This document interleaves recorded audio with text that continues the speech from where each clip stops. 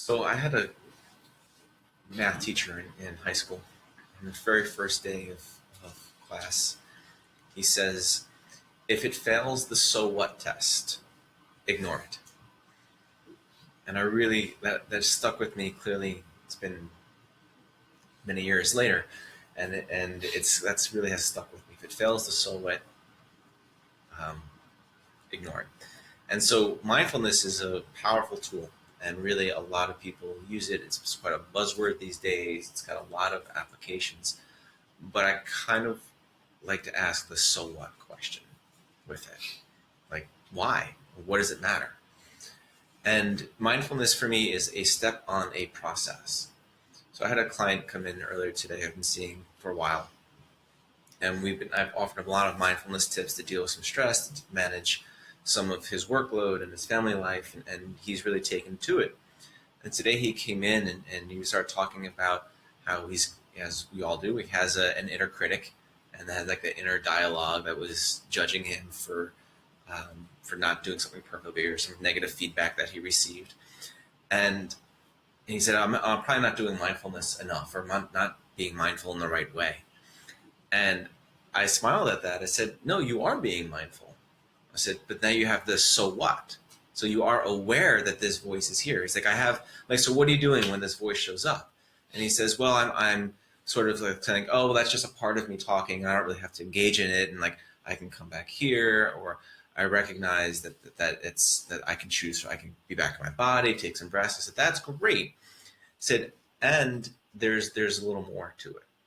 So mindfulness is a step on the process when we are first inundated with sensation and stimuli, as we are in our lives, constant bombardment of immediacy and urgency.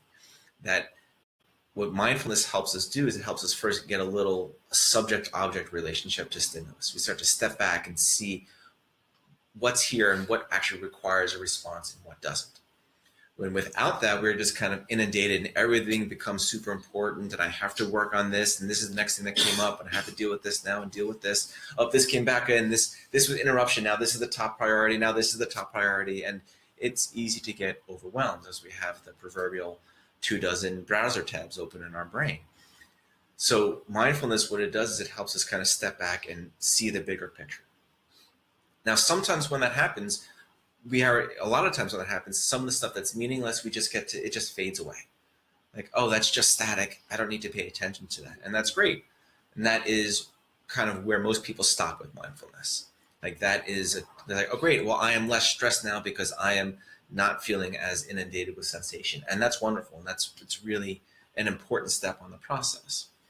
But then there are these things that linger, and where mindfulness is the first step to dealing with it, but we have to take other steps.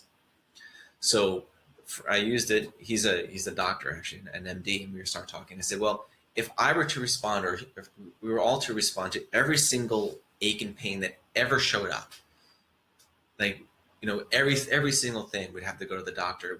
It'd be nuts, right? We wouldn't leave room for like the random, oh, my knee just cracked, or like, oh, I just slept funny, or like, oh, this is like, oh, I just got a random, flutter of a muscle. Like, okay. Like, oh no, now this is something I have to deal with it. And that's what anxiety will do. But truly being mindful is some things like, okay, I don't have to respond to every single one.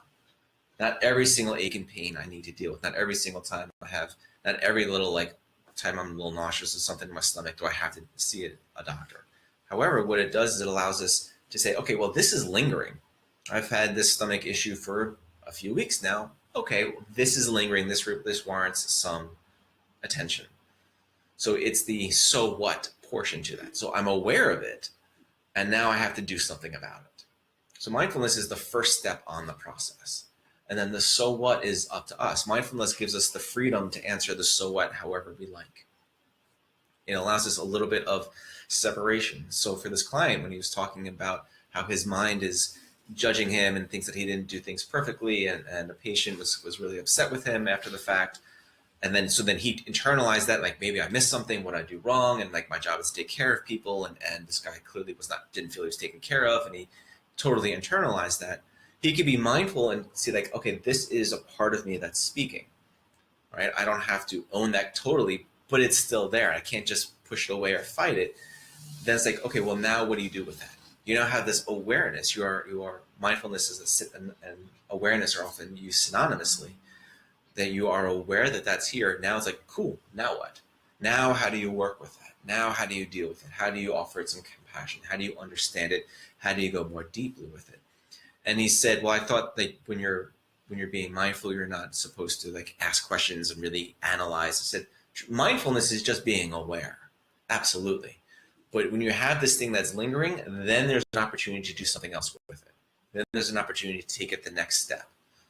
So one of my teachers, wonderful woman named Tara Brock, who I often refer to a lot in these talks, I think she's that wonderful. And I model the meditation that we do after the one that she does, talks about the two wings of growth, the two wings of spiritual growth, one being mindfulness and the other being compassion.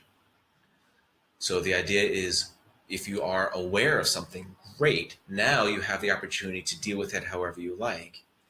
So compassion is a wonderful tool to take that and move it forward. You can be aware of it and be angry at it. You can be aware of it and judge it. You can be aware of it and tell, to take a flying leap and kick it to the curb. And they all have different results. But a way of like kind of really, for internal stuff, a way of kind of healing ourselves and moving forward in a healthier way, compassion is what she describes as the other wing for that. So the question for us of being mindful, it's got the first step of like, okay, I'm just aware and I get a little more subject-object relationship to life and I have a little more freedom with what I do. And now the question is, so what? So what are you going to do with that freedom? So you now have this freedom, you have this awareness. Now how do you take that and do something helpful and healthy and appropriate? It allows you to respond in a fuller capacity way. And so there are lots of things that you can go to after you have that freedom. In fact, there are infinite things you can go to after you have that freedom. But mindfulness is that first step on that journey. So this idea of why be mindful or so what, that's up to you. But it's an empowerment tool. It's a freedom tool that you can develop. And you start to recognize what's just static and what's something that actually is worth paying attention to. And that can be physical symptoms, but it could also be thoughts. It can be emotions.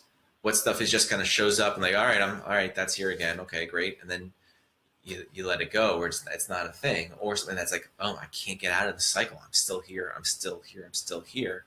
Then there's an opportunity for you to be aware of it and go deeper.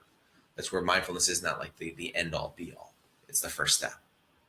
What are some of the tools to step forward with after that you have the awareness and the things that do linger that you're not making progress on?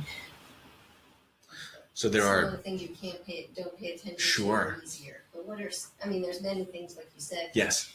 Like I don't know, so maybe I'm just looking for what So some suggestions. I will say the starting place that I will offer is to where to from that is compassion. Is to try to understand it more deeply. So for this gentleman today, I was talking with him, like try to understand it more deeply, and said like ultimately this inner critic that is going over the conversation and what did I screw up and what did I do, ultimately is trying to help you and is trying to ease some pain and trying to prevent you from stepping in that way again. So if you say like, I want to take care of people and I want to make sure that this is great, like fantastic. So when it starts throwing up the fuss, then you can offer it, when you have that deeper understanding, then you can offer it the compassion from that space. You say, okay, what is it really saying? Not what it is. What it's worth, yes. And like in a real time, this is true, his oldest daughter is going off to college next week. And so his wife is having a hard time with that. And so he's a little, he's kind of caught in the middle. And so she's just having her whole time with that. I understand, fine. And I said, so if she gets mad at you for not taking out the garbage or for getting something at the grocery store and she kind of fights with you about that, no, that's not what it's about. That's what her words are saying. But truly what it's about is that she's having this deeper issue, this deeper fear going on. So if you can respond from that deeper place, from compassion, like, honey, I know this is a tough week for you. Like, let's talk about that, or what's going on there. And the paper towels, that's not really what the fight is about. That's not really the thing. But if you engage on that level, it's going to perpetuate that level. and it's not actually going to solve anything. So mindfulness is a way of kind of creating a little separation and then offering it some compassion. There are many, many, many ways that we can go about reacting to these things, responding to these things, but when in doubt, use compassion. What about self-compassion for yourself? That's exactly this. Instead of the tormenting thoughts that go round and Yes. round, how do you stop that? And So negative thoughts that torment. the same process. We offer compassion to it and understanding. So our meanest thoughts, our meanest self-directed thoughts, or our meanest intentions, and we're like, oh my God, I really want to do this to this other person like that. They ultimately have a self-serving goal. They're ultimately trying to help us.